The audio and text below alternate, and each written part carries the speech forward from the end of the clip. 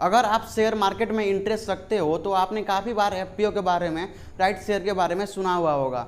But क्या आपने कभी भी एफपीओ के बारे में, राइट शेयर के बारे में जानने की कोशिश की? अगर नहीं की है तो ये वीडियो आपके लिए है। इस वीडियो में आप सिंपल लैंग्वेज में एफपीओ और राइट शेयर के बारे में जानने वाले हो। तो हम स्टार्ट करेंगे सबसे पहले एफपीओ से। एफपीओ का मतलब होता है फॉलो ऑन पब्लिक ऑफरिंग। अब ये फॉलो ऑन पब्लिक ऑफरिंग क्या है?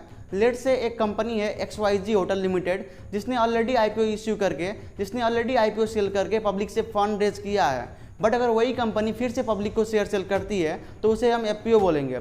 एफपीओ का मतलब है अगर कोई भी लिस्टेड कंपनी जिसने ऑलरेडी आईपीओ इश्यू करके पब्लिक से फंड रेज किया है, बट अगर वही कंपनी फिर से सेकंड टाइम, थर्ड टाइम अपना शेयर सेल करती है पब्लिक को, तो उसे हम एफपीओ बोलेंगे। लेट से आपने XYZ होटल लिमिटेड का आईपीओ में इन्वेस्ट किया था 5 साल पहले, और आज की डेट में अगर फिर से XYZ होटल लिमिटेड अपना शेयर सेल करना चाहती है पब्लिक को, तो उसे हम एफपीओ बोलेंगे। अगर हम एफपीओ को सिंपल लैंग्वेज में समझे तो अगर कोई भी कंपनी फर्स्ट टाइम अपना शेयर पब्लिक को सेल करती है तो उसे हम आईपीओ बोलते हैं। बट अगर वही कंपनी आईपीओ इश्यू करने के बाद फिर से अपना शेयर पब्लिक को सेल करती है तो उसे हम एफपीओ बोलेंगे। सभी कंपनी जो स्टॉक एक्सचेंज में लिस्टेड है वो अपना एफपीओ लेकर नहीं आ सकती है। कंपनी को एफपीओ लाने के लिए सर्टेन क्राइटेरिया को मैच करना पड़ता है, उसके बाद ही कंपनी एफपीओ लेकर आ सकती है।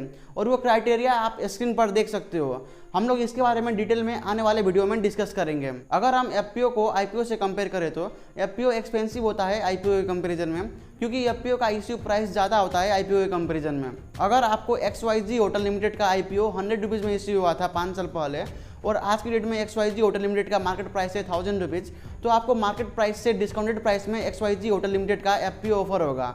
मतलब आपको जो 100 रुपीज़ में आईपीओ इश्यू हुआ था, जिसे हम फेस वैल्यू बोलते हैं, आपको एफपीओ 100 रुपीज़ में फेस वैल्यू में ऑफर नहीं होगा। आपको प्रीमियम पे करना पड़ेगा एफपीओ परचेज करने के लिए। सो एफपीओ आईपीओ के कंपैरिजन में एक्सपेंसिव होता है, क्योंकि एफपीओ फेस वैल्यू में प्रीमियम ऐड करके इश्यू होता है पब्लिक को, जिसे हम प्रीमियम प्राइस बोलते हैं। अगर हम लोग एग्जाम्पल की बात करें तो citizen bank limited, Nepal bank limited, Butwal power company limited का एफपीओ आया था 2018 में। इसके अलावा Pokhara finance limited, Nepal life insurance company limited का एफपीओ आया था 2017 में। तो ये कुछ कंपनी का एग्जाम्पल है जिसने पास्ट में एफपीओ लेकर आई है। सिमिलरली एफपीओ में कम रिस्क होता है आईपीओ के कंपैरिजन में, क्योंकि हमें ऑलरेडी कंपनी के बारे में पता होता है एफपीओ में। कंपनी कैसा परफॉर्म कर रही है, कंपनी का मैनेजमेंट कैसा है, कंपनी का बैकग्राउंड कैसा है, कंपनी का बिजनेस मॉडल कैसा है, कंपनी कितनी स्ट्रॉन्ग है, ये सब हमें पता होता है एफपीओ में। बट आईपीओ में हमें उतना डिटेल से पता नहीं होता है। सिमिलरली एफपीओ में कम प्रॉफिट होता है आईपीओ के कंपैरिजन में, क्योंकि आईपीओ में ज़्यादा हाइप होने के कारण शेयर का प्राइस बहुत ऊपर जा सकता है। तो ये हो गया एफपीओ और आईपीओ का कंपैरिजन। उसके बाद हमारा नेक्स्ट टॉपिक है राइट इश्यू। अब ये राइट इश्यू क्या है? राइट इश्यू एक इन्विटेशन है और शेयर बाई करने के लिए डिस्काउंटेड प्राइस में एग्जिस्टिंग शेयर होल्डर को, जिसके पास ऑलरेडी उस कंपनी का शेयर है जिस कंपनी ने राइट अनाउंस किया है। अगर हम लोग राइट इश्यू को और सिंपल लैंग्वेज में समझे तो अगर कोई भी कंपनी आईपीओ इश्यू करने के बाद फिर से अपना शेयर पब्लिक को सेल करती है तो उसे हम एफपीओ बोलेंगे। बट अगर वही कंपनी आईपीओ इश्यू करने के बाद सिर्फ अपना शेयर एग्जिस्टिंग शेयर होल्डर को सेल करती है तो उसे हम राइट इश्यू बोलेंगे। अगर पब्लिक को सेल करेगी तो एफपीओ बोलेंगे। बट अगर वही कंपनी एग्जिस्टिंग शेयर होल्डर को सेल करेगी तो उसे हम राइट इश्यू बोलेंगे। राइट इश्यू में राइट शेयर इश्यू होता है एग्जिस्टिंग शेयर होल्डर को। राइट शेयर नॉर्मली नेपाल में 100 रुपीज़ में इश्यू होता है। अगर हम लोग राइट शेयर को एग्जाम्पल से समझे तो लेट से आपके पास XYZ होटल लिमिटेड का 100 कितना शेयर है और XYZ होटल लिमिटेड ने अनाउंस किया 1:1 राइट शेयर। तो इसका मतलब ये है आप एक शेयर में और एक शेयर बाई कर सकते हो। आपके पास 100 शेयर है तो आप एक्स्ट्रा 100 शेयर बाई कर सकते हो कंपनी से डिस्काउंटेड प्राइस में, जिसे हम राइट शेयर बोलते हैं। क्योंकि एज अ शेयर होल्डर ये आपका अधिकार है, ये आपका राइट है। बट अगर आप राइट शेयर में इन्वेस्ट नहीं करना चाहते हो तो आप लीव भी कर सकते हो। It's all up to you. If you want to buy you can buy, if you want to leave you can leave. अगर आप बाई करना चाहते हो तो बाई कर सकते हो, अगर आप लीव करना चाहते हो तो लीव कर सकते हो। सिमिलरली अगर कंपनी ने राइट अनाउंस किया है 1:1.5 तो आप एवरी 100 शेयर में 150 राइट शेयर बाई कर सकते हो। सिमिलरली अगर कंपनी ने राइट अनाउंस किया है 1:0.5 तो आप एवरी 100 शेयर में 50 राइट शेयर बाई कर सकते हो। इसी तरीके से अगर कंपनी ने राइट अनाउंस किया है 10:3 तो आप एवरी 100 शेयर में 30 राइट शेयर बाई कर सकते हो। इसी तरीके से अगर कंपनी ने राइट अनाउंस किया है 2:1 तो आप एवरी 200 शेयर में 100 राइट शेयर बाई कर सकते हो। तो मेरा सवाल है आपसे, अगर कंपनी ने राइट अनाउंस किया है 100:82.84 और आपके पास 100 कितना शेयर है तो आप कितना राइट शेयर बाई कर सकते हो? कमेंट कीजिए। अगर हम टाइप्स ऑफ राइट इश्यू की बात करें तो राइट इश्यू 2 टाइप्स के होते हैं। एक होता है रिनाउंसेबल राइट इश्यू और दूसरा होता है नॉन रिनाउंसेबल राइट इश्यू।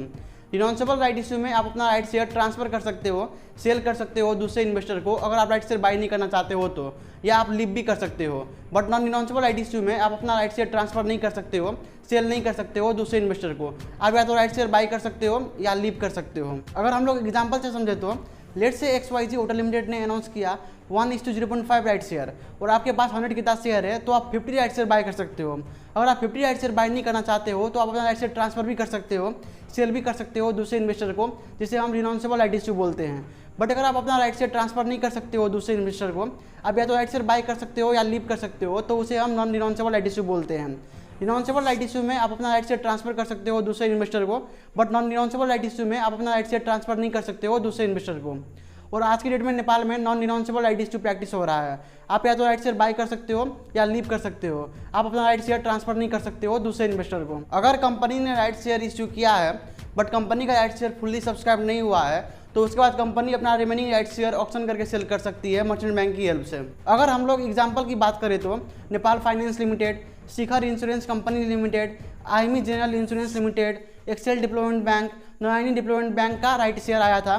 तो ये कुछ कंपनी का एग्जांपल है जिसने पास्ट में राइट शेयर इश्यू किया है। अगर आप किसी भी कंपनी का राइट शेयर बाय करना चाहते हो तो आपके डीमैट अकाउंट में उस कंपनी का शेयर होना चाहिए बुक क्लोज डेट तक जिस कंपनी का राइट शेयर आप बाय करना चाहते हो। बट अगर आपके पास शेयर नहीं है तो आपको उस कंपनी का शेयर परचेज करना पड़ेगा सेकेंडरी मार्केट से बुक क्लोज डेट से पहले, उसके बाद ही आप एलिजिबल हो राइट शेयर बाय करने के लिए। अब ये बुक क्लोज डेट क्या है वो हम आने वाले वीडियो में डिस्कस करेंगे। बट मैं आपको बता दूं हमेशा ही राइट शेयर बाय करना प्रॉफिटेबल नहीं होता है।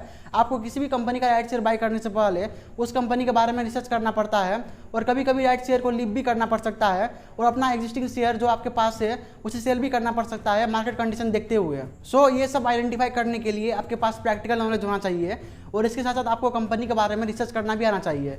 अब हम कंपनी के बारे में कैसे रिसर्च कर सकते हैं वो हम आने वाले वीडियो में डिस्कस करेंगे। इसके अलावा मेरा एक सवाल है आपसे, कंपनी क्यों FPO और राइट शेयर सेल करती है, तो उसका आंसर क्या होगा? अगर आपको पता है तो कमेंट कीजिए, अगर आपको पता नहीं है तो मैं आपको बता दूं कंपनी फंड रेज करने के लिए FPO और राइट शेयर सेल करती है। फंड की क्यों जरूरत पड़ती है कंपनी को? पहला रीजन है एक्सपांशन के लिए, बिजनेस को एक्सपांड करने के लिए। दूसरा रीजन होता है टू पे डेब्ट। आपको पता ही होगा अगर किसी भी कंपनी के पास बहुत ज़्यादा लोन है तो उस कंपनी को अपना बिजनेस स्मूथली ऑपरेट करने में डिफिकल्टीज हो सकती है। सो कंपनी डेब्ट को कम करने के लिए या डेब्ट फ्री होने के लिए कंपनी FPO और राइट शेयर सेल करती है। तो ये कुछ मेन रीजन है जिसकी वजह से कंपनी FPO और राइट शेयर सेल करती है। मैं आपको बता दूं अगर कंपनी FPO और राइट शेयर सेल करती है तो कंपनी का शेयर प्राइस भी एडजस्ट होता है। अब ये प्राइस एडजस्ट क्या है और कंपनी का शेयर प्राइस कैसे एडजस्ट होता है FPO और राइट शेयर में वो हम आने वाले वीडियो में डिस्कस करेंगे। और आप जिस तरीके से IPO में अप्लाई करते हो उसी तरीके से आप FPO और राइट शेयर में भी अप्लाई कर सकते हो मेरो शेयर यूज करके।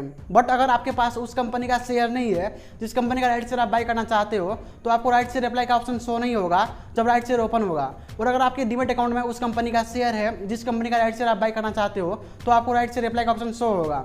सो आई होप आपको आज की इस वीडियो में FPO और राइट शेयर के बारे में काफ़ी कुछ जानने को मिला होगा। और फाइनली इसी तरह की पावरफुल एंड इन्फॉर्मेटिव वीडियो हम लगातार इस चैनल पर पोस्ट करते रहते हैं। अगर आप इस चैनल पर पहली बार आए हैं तो लाइक कीजिए, शेयर कीजिए इस वीडियो को, सब्सक्राइब कीजिए चैनल को और बेल आइकन पर प्रेस कीजिए। आपको इस वीडियो में कौन सा पार्ट अच्छा लगा कमेंट कीजिए। अगर आप इसे फेसबुक पर देख रहे हैं तो फॉलो कीजिए। मैं आपसे मिलता हूँ अगली वीडियो में। Till the time you like this video and see you at the top.